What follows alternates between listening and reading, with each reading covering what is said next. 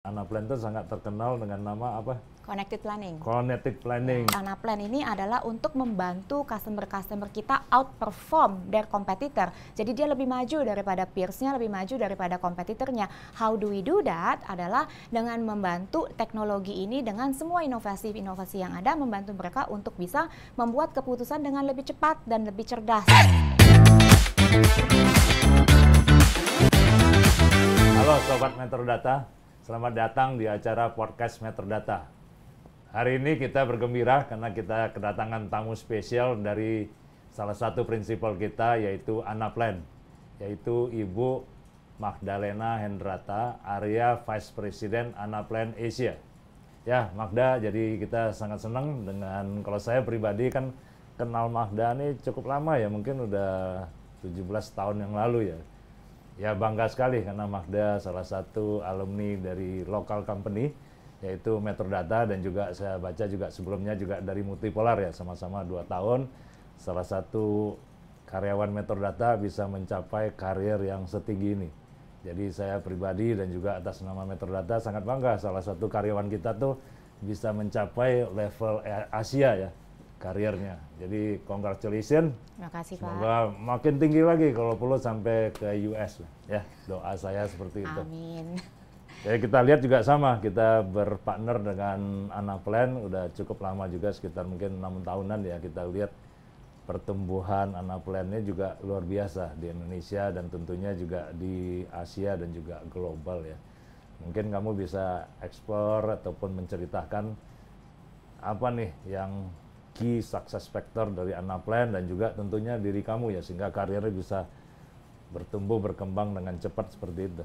Baik, selamat pagi Pak Safril, selamat pagi semua Sobat Metrodata. Terima kasih Pak atas undangannya untuk bisa bergabung ke podcast Metrodata pada hari ini. Senang untuk bisa juga berbagi tentang Anaplan dan juga terima kasih atas kemitraan Anaplan dan Metrodata. Juga mungkin dari sisi pengalaman karir yang tadi seperti Bapak sampaikan gitu ya, perjalanan saya di dunia IT memang selalu berfokus kepada bisnis proses dan bagaimana membantu pelanggan-pelanggan atau customer juga dalam meningkatkan, mengoptimalkan bisnis proses mereka melalui teknologi-teknologi yang ada saat ini. Jadi dari perjalanan karir saya dalam waktu lebih dari 20 tahun, Pak Syafril, saya selalu berfokus kepada bisnis proses. Dan juga global company ya, global software company lah ya. Jadi memang saya sempat bergabung di keluarga Metrodata dan juga belajar banyak dari pengalaman-pengalaman yang saya dapatkan dari Metrodata, khususnya belajar dari Pak Syafril sendiri nih sebagai mentor gitu ya.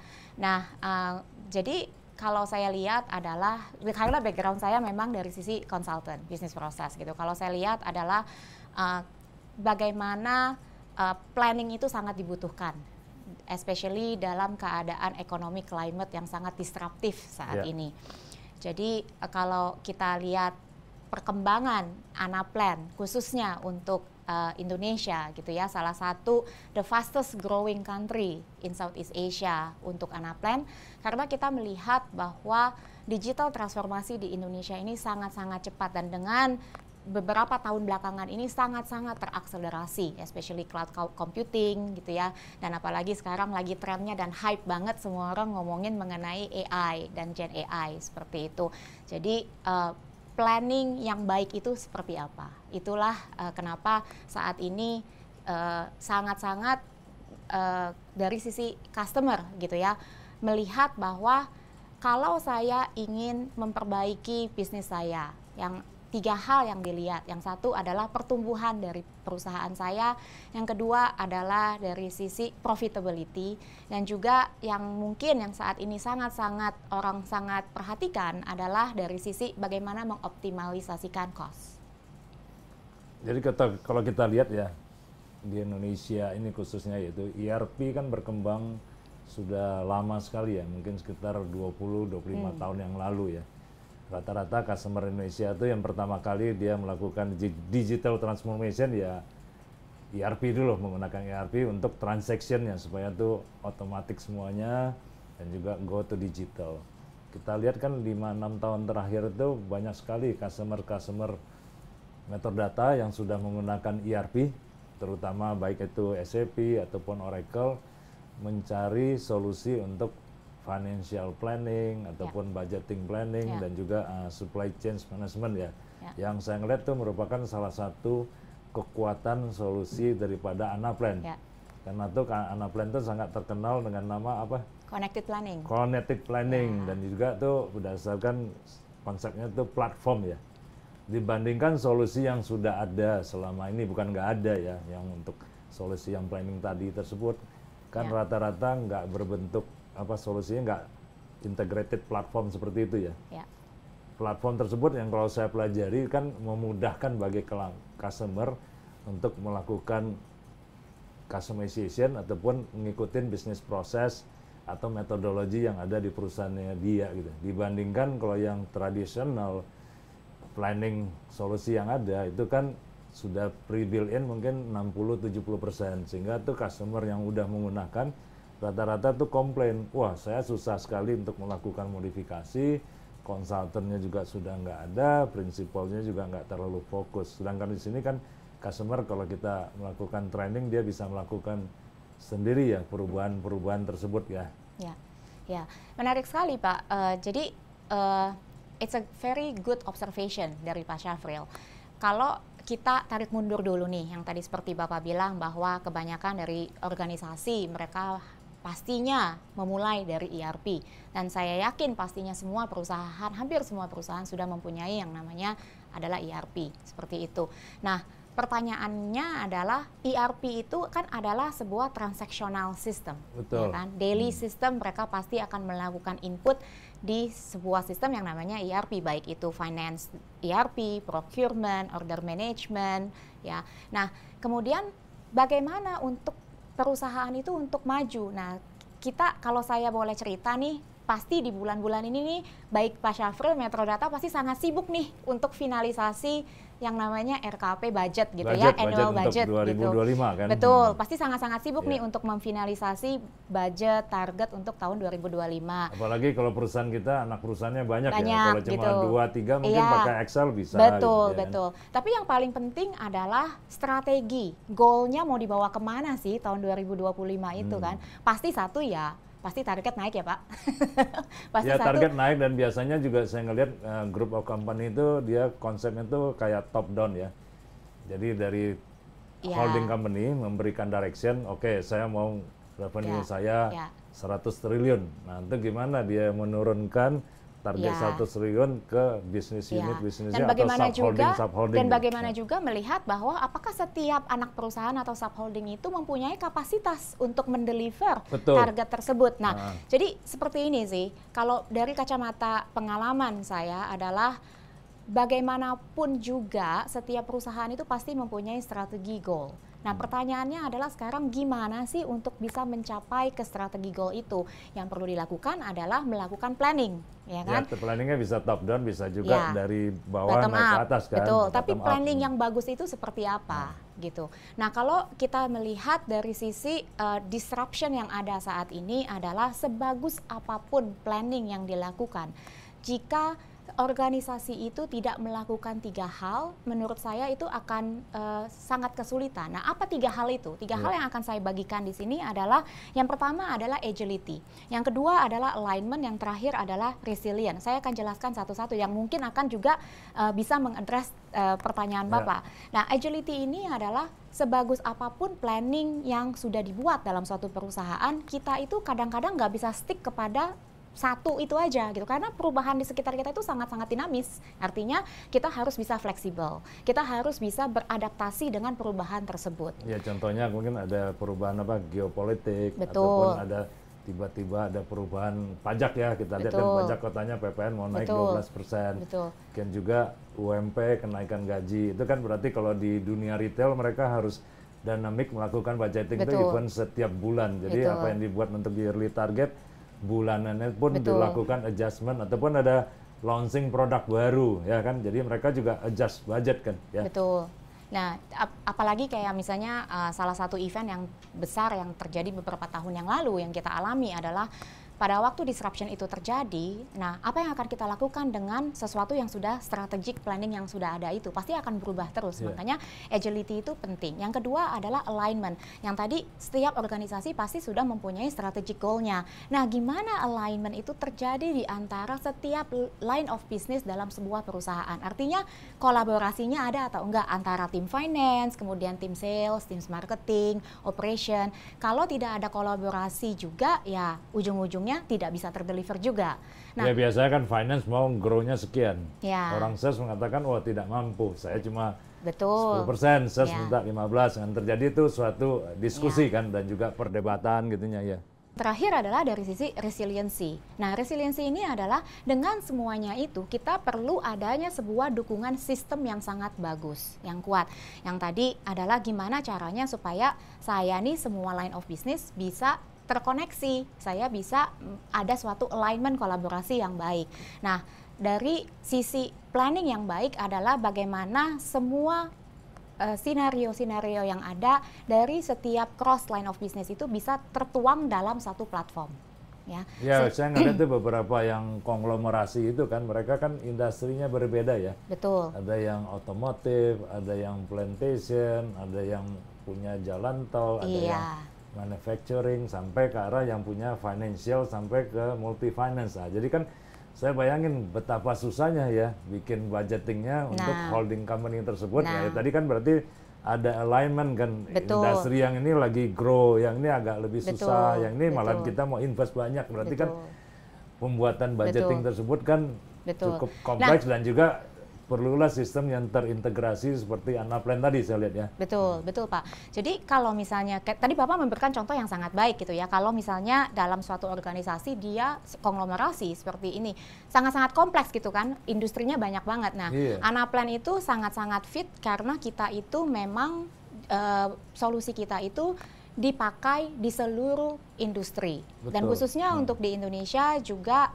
salah satu konglomerasi bagian dari public sector juga itu adalah customer kita, di mana juga yang tadi seperti Pak Syafril mention adalah gimana untuk bisa menghubungkan, yang satu adalah industrinya oil and gas gitu kan, yang satu misalnya industrinya dari sisi farmasi seperti itu kan berbeda sekali gitu. Tapi at the end of the day adalah dari sisi parent atau holding, dia harus melihat semua teragregasi untuk melakukan reporting sehingga bisa mengambil decision dengan cepat gitu kan. Apa yang saya harus lakukan nih ke anak perusahaan yang ini gitu, untuk pertumbuhan ekonomi di Indonesia misalnya. Seperti itu Pak. Nah, untuk the beauty adalah satu lagi yang diperlukan dari setiap organisasi adalah karena agility itu berarti kan harus cepat untuk melakukan perubahan. Ya, jadi kita lakukan perubahan parameter. Kalau sistem manual Excel kan kita harus ngitungnya pakai makro, itu kan susah sekali. Betul. Saya udah lihat satu customer tuh dan juga diperlihatkan ke saya, nih kalau saya mau ngelakuin perubahan ini, naikin promosi 5%, dampak ke salesnya seperti apa ya?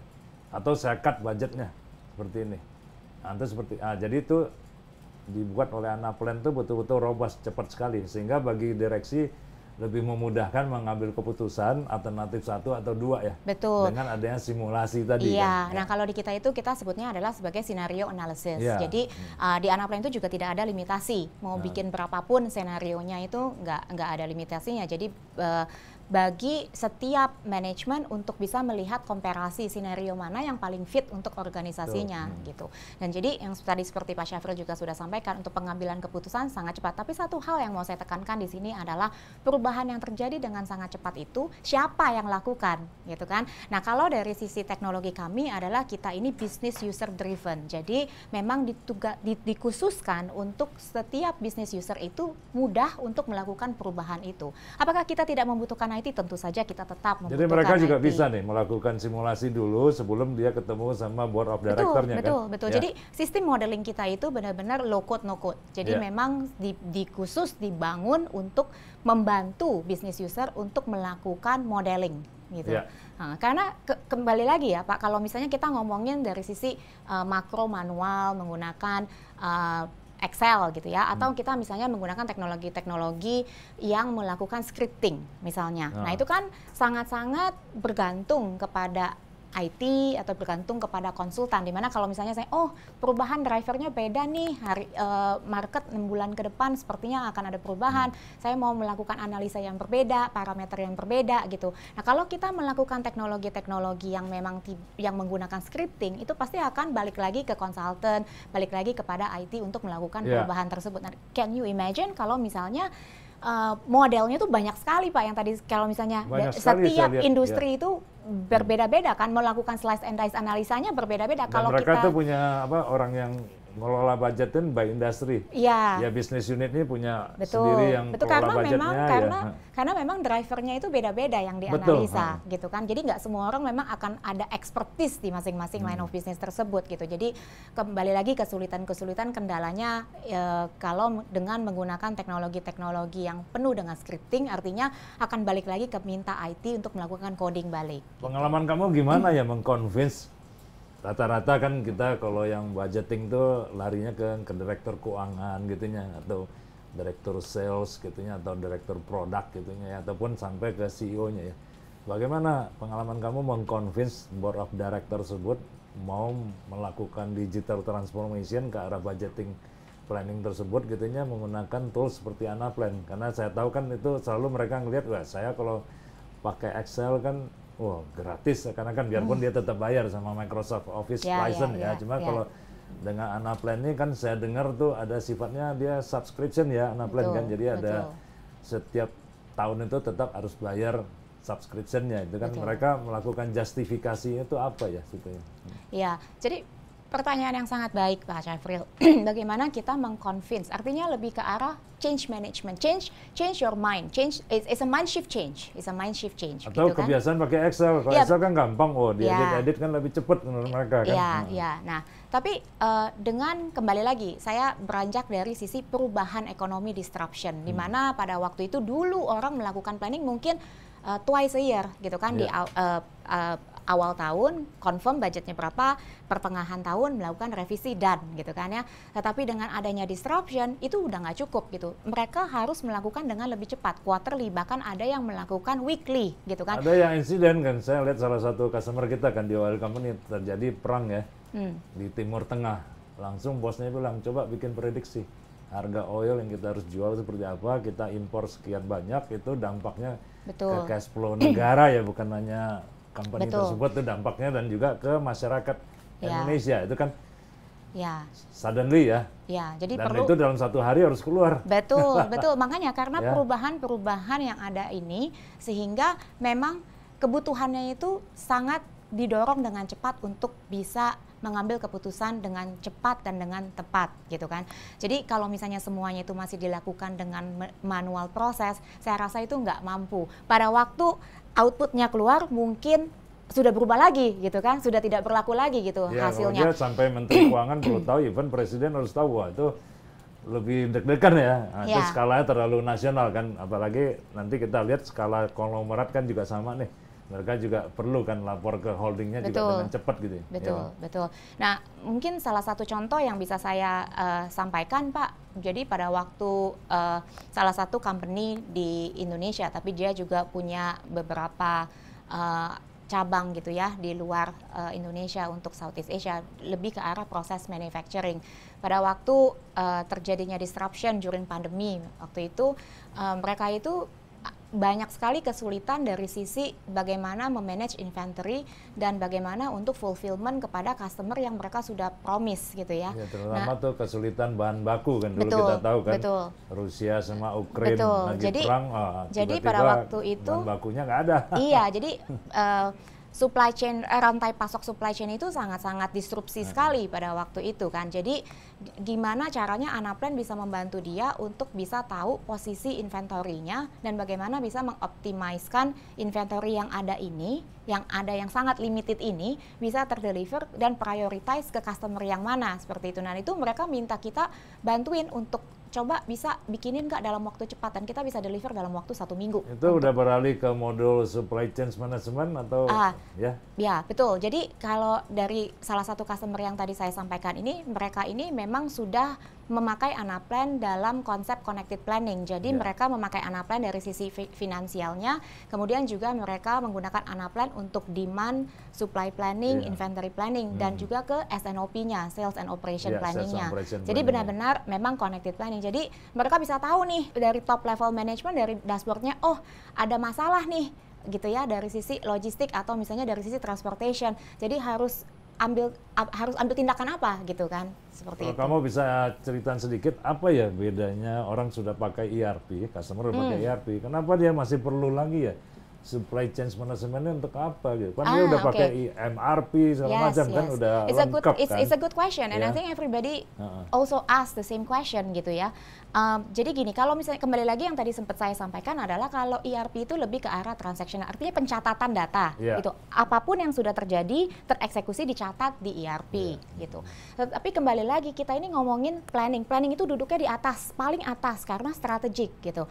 Nah, planning itu dilakukan adalah untuk saya bisa melakukan forecasting. Saya mau jualan 6 bulan lagi ke depan, 12 bulan ke depan, tergantung lead time produksi saya. Kalau misalnya saya mungkin di steel company, lead time-nya lebih panjang dibandingin saya di FMCG untuk misalnya memproduksi biskuit misalnya. Itu kan benar-benar fast moving banget Pak gitu ya.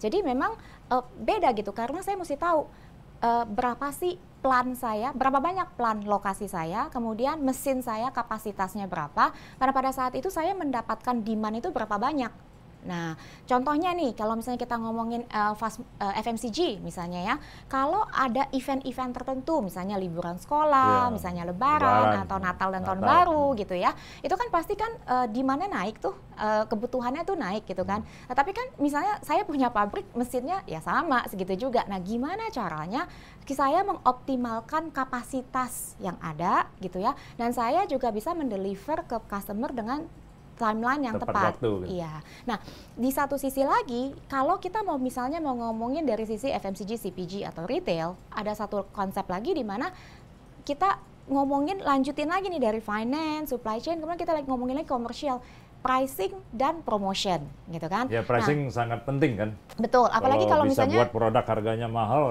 daya belinya nggak ada, cuma gimana tuh sesuai dengan kemampuan market dan juga kompetitor ya. Selalu kan lihat lagi kompetitor harganya berapa kan. Iya. Nah, apalagi kan maksudnya semua orang kan ngelihatnya margin, profit seperti itu ya. Nah, kalau misalnya kita lihat, kalau misalnya kita ke supermarket atau misalnya kita ke department store, kita selalu lihat yang sale gitu kan. Pasti itu kan jadi pay attention kan, customer pasti jalan ke yang ada label sale seperti itu. Tapi sale has cost, berarti cost untuk retailer itu sendiri gitu. Nah, bagaimana mengoptimalkan itu supaya markdown atau promotionnya itu nggak huge gitu kan. Kita harus melakukan planning yang baik gitu, jangan sampai misalnya saya nggak tahu nih, saya stok aja gitu, stok aja terus gitu kan. Padahal kita harus tahu demografinya. Kalau misalnya di Jakarta gitu ya, size-nya nggak mungkin ada orang yang beli misalnya sampai ukuran terlalu besar misalnya, atau misalnya kalau kita lihat di provinsi lain misalnya, mungkin warna ini mungkin nggak cocok gitu, seperti itu kan. Jadi harus ada planning yang tepat dan pemetaan yang tepat dari sisi customer experience-nya juga harus dilihat gitu ya, tergantung demografi dan lokasi masing-masing. Termasuk juga kalau perlu ya buat warehouse di daerah tertentu gitu ya, karena kalau nggak ongkos kirimnya terlalu mahal, ataupun buat pabrik di sana kan ya, supaya dekat dengan pelanggan gitu ya kan. Tadi kita udah ngomongin mengenai budgeting dan juga supply chain, kita agak ketinggalan sedikit nih yang mengenai yang paling penting juga financial consolidation ya, terutama untuk group of companies kan. Kita ngelihat sendiri pengalaman saya di Metrodata, rata-rata tuh perusahaan waktu tutup bukunya tanggal 10, biarpun udah pakai ERP ya udah 10 tahun, 20 tahun, masih aja tanggal 10. Saya selalu challenge tuh di internal tuh bagaimana ya kalau kita perusahaan kayak global company yang harus melakukan konsolidasi sampai ke US gitu, ataupun kayak grup company di Indonesia kan. Kenapa kalau kita lihat, contohnya saya selalu sebagai sampel tuh lihat grup Astra gitu. Kenapa dia kalau publish laporan keuangan tuh bisa tepat waktu ya? Mungkin anak perusahaannya mungkin ada 200, 300 ya. Atau gimana mendisiplinkan jadwal tutup buku yang bisa on time, mungkin dalam 1 hari kerja, 3 hari kerja. Dan itu apa ya, dengan menggunakan tools seperti Anaplan, apa yang bisa dibantu, bukan hanya kecepatan tutup buku, juga akurasinya, dan juga kita lihat juga ada satu customer kita, contohnya di Kementerian BUMN kan ada berapa banyak ya perusahaan-perusahaan BUMN yang charter account itu berbeda-beda, dan itu udah grup besar-besar kan di BUMN itu gimana bisa dikonsolidasi di level kementerian BUMN tersebut gitunya ya. Itu juga suatu yang kita belajar dari consulting company gimana untuk mapping charter account dengan berbagai bidang industri yang berbeda-beda gitunya. Ya, pertanyaannya baik Pak. Jadi paling mendasar adalah untuk mengadres all these issues dan challenges. Kenapa kalau closing tuh makan waktu yang sangat lama? Fundamental issue normally adalah data, gitu. Nah, kalau kita ngomongin konsolidasi kan yang perlu dikonsul kan data dari berbagai macam subsidiary, anak perusahaan, gitu kan, line of business, gitu kan. Imagine kalau datanya itu silo gitu. Setiap dari anak perusahaan mempunyai sistem yang berbeda atau ada juga yang masih menggunakan manual spreadsheet seperti itu. Ada yang berbeda ERP, ada yang masih pakai spreadsheet. Betul, gitu, betul. Jadi karena satu hal yang paling utama adalah datanya itu sendiri gitu. Datanya itu silo gitu kan. Nah, gimana kita bisa menggabungkan semua data-data tersebut? Itu yang paling pertama adalah di dalam satu platform dulu gitu. Jadi we have one single source of truth nih, semuanya bermuara kepada satu platform gitu. Nah, Anaplan juga terus berinovasi. Nah, salah satu inovasi kami yang recently ini adalah kita juga mempunyai solusi khusus sekarang untuk consolidation dan disclosure management gitu ya. Ya, jadi apa tuh disclosure ini baru denger saya nih. Gitu ya. Jadi disclosure management itu untuk pelaporan Pak. Jadi khususnya kalau misalnya perusahaan-perusahaan TBK seperti Metro Data kan harus melakukan pelaporan.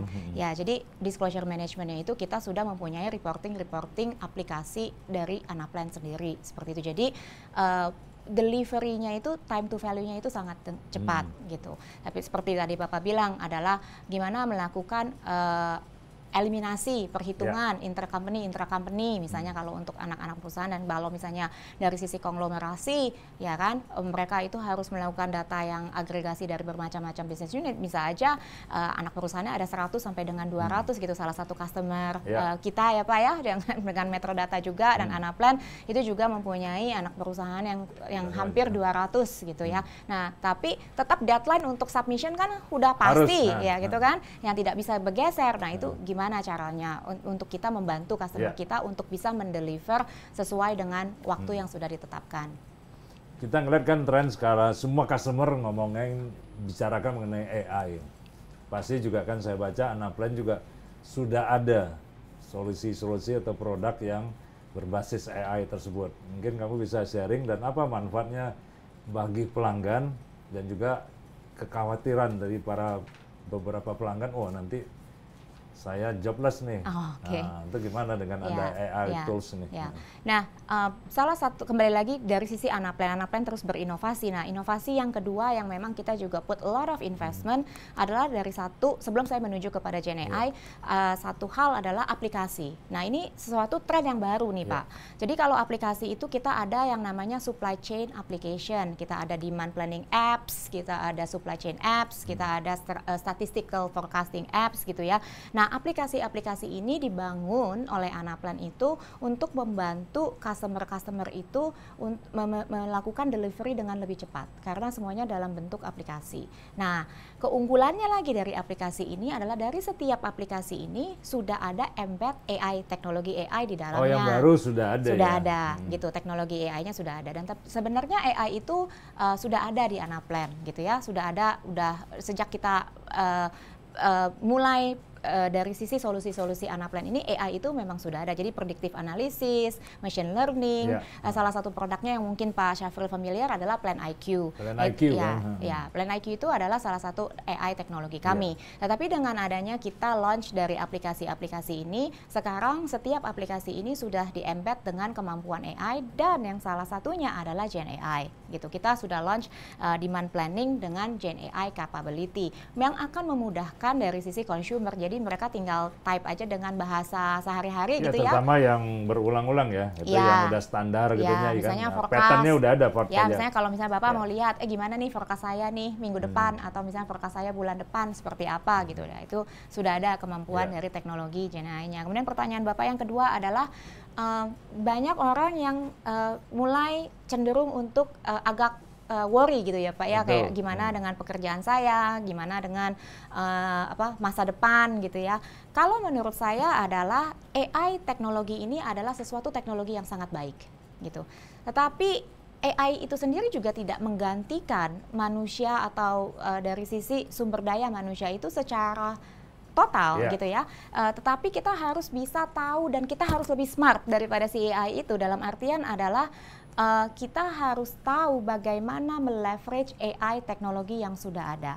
Artinya adalah dengan kemampuan AI tersebut sehingga membantu mengoptimalkan waktu kerja kita dengan menjadi lebih baik, dan kita bisa mempunyai waktu untuk melakukan deeper analysis. Nah, tujuannya kembali lagi, misi dari Anaplan ini adalah untuk membantu customer-customer kita outperform their competitor. Jadi dia lebih maju daripada peersnya, lebih maju daripada kompetitornya. How do we do that? Adalah dengan membantu teknologi ini dengan semua inovasi-inovasi yang ada, membantu mereka untuk bisa membuat keputusan dengan lebih cepat dan lebih cerdas, seperti itu. Sehingga tidak ada yang tadi kita sudah panjang berbicara gitu ya, ketinggalan gitu ya. Saya mau bikin keputusan hari ini menggunakan data, tapi udah telat. Ternyata datanya itu misalnya data yang 3 hari yang lalu. Ini inline gitu. dengan yang kalau kita dengar kan ada CEO Nvidia yang baru datang ya, Mr. Jensen Huang. Jadi dia mengatakan AI itu jangan ditakutin, malah kita harus gunakan setiap hari. Betul. Makin sering kita menggunakan AI tools yang sudah embedded di Anaplan pun, kita jadi makin pintar. Hari ini kita bertanya gini, jawaban kayak gini, kok masih belum cocok ya? Kita bertanya lagi terus menerus ya, jadi harus diasah, dipakai terus, sehingga kita betul-betul mendapatkan manfaat dan kita jadi lebih pintar dengan bantuan AI. Jadi jangan kita menghindari AI tersebut, malah kita harus dekatin, kalau perlu tiap hari kita harus pakai AI tersebut. Baik dengan AI-nya Anaplan ataupun yang tools-tools yang gratis pun. Saya sendiri udah mencoba yang pakai ChatGPT segala macam, bikin skrip apapun, bikin bahan presentasi itu cepat sekali ya. Dan akurasinya di atas 90%. Jadi itu kita makin percaya apapun yang direkomendasi oleh AI tools ini memang betul gitu. Ya itu yang kita ngeliat ke sana ya. Setuju, Pak. Ngomong-ngomong nih dari segi kita ngeliat kan Anaplan juga sangat dekat ya dengan beberapa global SI company kan, global system integrator kan, dan juga membina lokal-lokal partner di Indonesia seperti Metrodata ini ya. Arahnya Anaplan nih supaya percepatan ya, terutama untuk membantu perusahaan-perusahaan yang juga size-nya besar ya, enterprise, kan juga ada yang corporate, menengah gitunya, gimana ya partner development untuk para partner di Indonesia dan juga dengan global SI itu gimana ya kerjasama mereka supaya jangan persaingan itu nggak sehat, malah kalau bisa kan kita berkolaborasi ya. Kalau kita tujuan utama kita adalah selalu untuk bagaimana kita mengedukasi customer, bagaimana kita ensure bahwa customer itu bisa menggunakan Anaplan dengan baik sehingga membantu bisnis mereka. Nah, untuk itu kita harus bekerja sama juga dengan mitra partner kita di Indonesia. Nah, tadi seperti Pak Syafril bilang adalah kita juga bekerja sama dengan global SI, kita juga ada bekerja sama dengan local SI, seperti itu.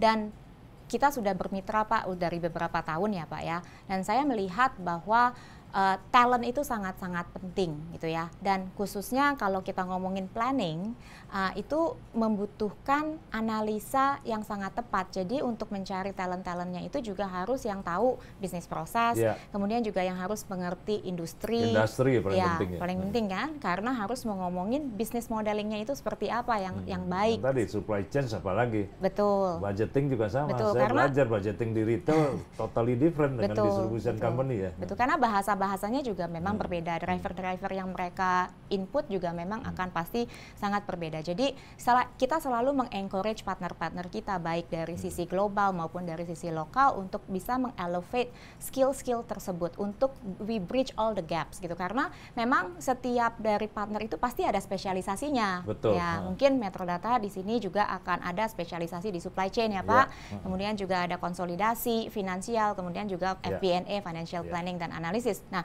jadi seperti itu. Nah, kalau kita sudah melakukan spesialisasi dari sisi, saya sebutnya adalah line of business gitu ya. Nah, kemudian ada lagi second level dari sisi spesialisasinya, mau di industri apa gitu. Karena kan tadi yang seperti Bapak bilang, kalau saya belajar supply chain misalnya untuk retail ya pasti berbeda dengan discrete manufacturing atau proses manufacturing. Seperti itu Pak.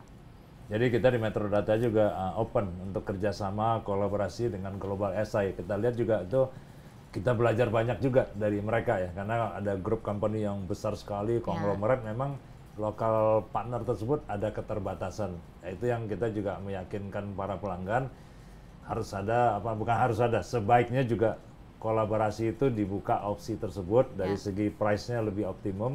Cuma dari risiko projectnya gagal lagi makin kecil gitu ya, dan juga mereka mendapatkan solution arsiteknya yang bersifat levelnya itu global ya, yang best practice yang sudah mereka implement di luar negeri gitu ya.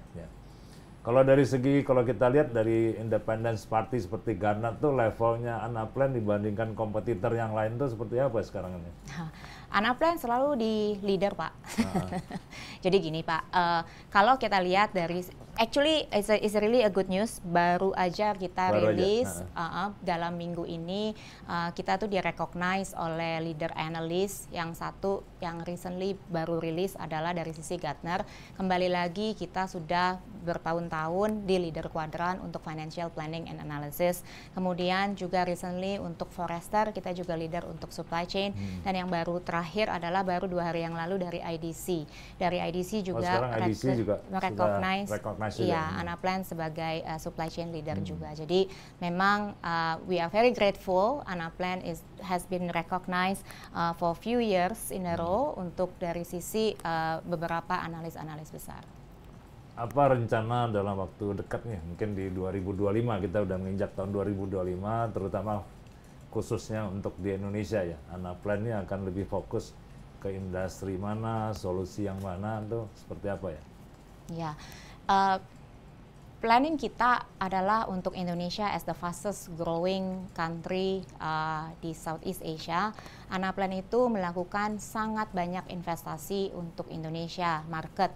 Contohnya adalah dari sisi resources kita. Kita juga sudah mempunyai support function di Indonesia lokal. Sekarang orang lokal ya? Ya, jadi dari sisi Indonesia, jadi nggak usah datangin dari Singapura. Jadi dari sisi free sales, dari sisi customer success, kemudian dari sisi professional services di Anaplan juga, kemudian dari sisi teman-teman yang memanage account dari tim sales juga sudah ada base di Indonesia gitu. Karena memang customer kita juga sangat banyak juga ya, sudah mulai kita masuk juga kita fokusnya memang di enterprise, tapi sekarang juga kita juga sedang membesarkan juga untuk di mid enterprise juga Pak gitu. Jadi memang sudah banyak yang mendengar dan bertanya gitu ya. Jadi kebutuhannya memang ada. Jadi kita melihat bahwa planning itu sangat penting khususnya untuk Indonesia, dan saat ini dengan adanya digitalization dan juga adanya cloud computing, kebutuhan itu semakin banyak diminati seperti itu, dan mereka juga melihat manfaat-manfaat dengan menggunakan planning yang baik untuk juga membantu profitability dan business growth dari perusahaan mereka. Kalau boleh sharing sedikit, sudah berapa banyak customer Anaplan ya di Indonesia ini, dan mungkin industrinya apa aja, mungkin secara garis besar gitu ya. Dan mungkin apa yang mereka mendapatkan manfaat ya setelah pakai Anaplan, wah dulu saya gini, sekarang bisa lebih cepat, atau mungkin profitability-nya bisa lebih baik gitu ya. Customer kita di Indonesia itu end-to-end sih Pak, jadi dari semua industri kita sudah menggunakan Anaplan. Jadi kita ada di industri telco customer, kita ada di public sector gitu ya, di state owned enterprise, kemudian kita juga customer di insurance, ya, dan juga kebanyakan di FMCG dan CPG retail juga ada kan.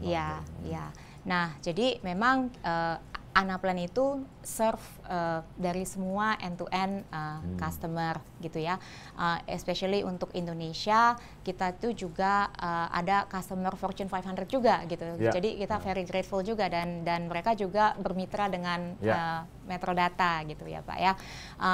Kalau dilihat dari sisi kebutuhan ke depannya, apa sih industri apa sih?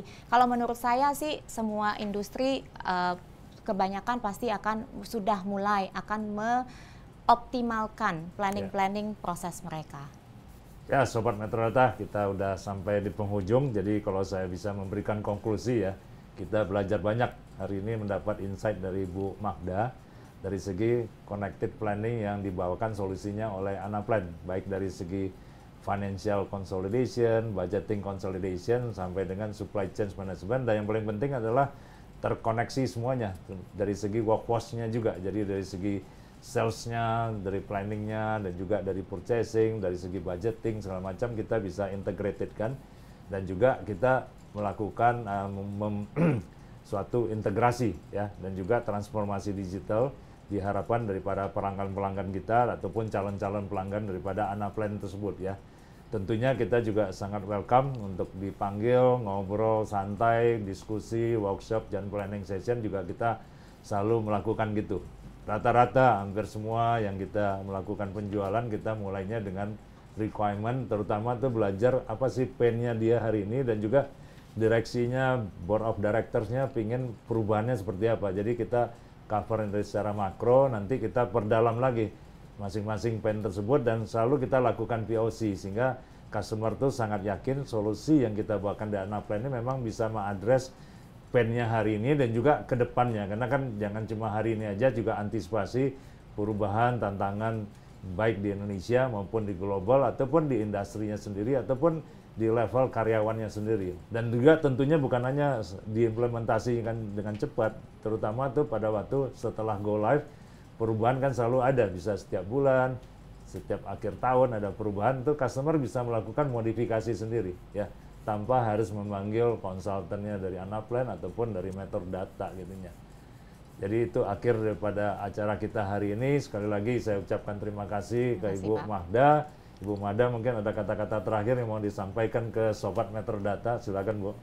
Ya, Sobat Metrodata, terima kasih atas kesempatan pada pagi hari ini, dan saya juga mau mengucapkan terima kasih kepada Metrodata Pak atas partnership dengan Anaplan. Mungkin kedepannya bagaimana kita bisa terus Pak harus lebih maju lagi, semakin maju lagi. Amin. Marketnya ada, ya. Indonesia juga sekarang Betul. setelah presiden yang baru, kabinet yang baru, mestinya 2025 ke depan kita sangat yakin bahwa akan bertumbuh, customer sudah akan berani investasi karena sudah jelas kan kabinetnya, presidennya, jadi nggak ada lagi yang ditunggu ya. Ya, jadi kebutuhan itu pasti ada, planning itu pasti akan sangat agile, dan bagaimana kita mempunyai suatu sistem yang resilient yang bisa juga untuk membantu melakukan business planning proses dengan lebih baik.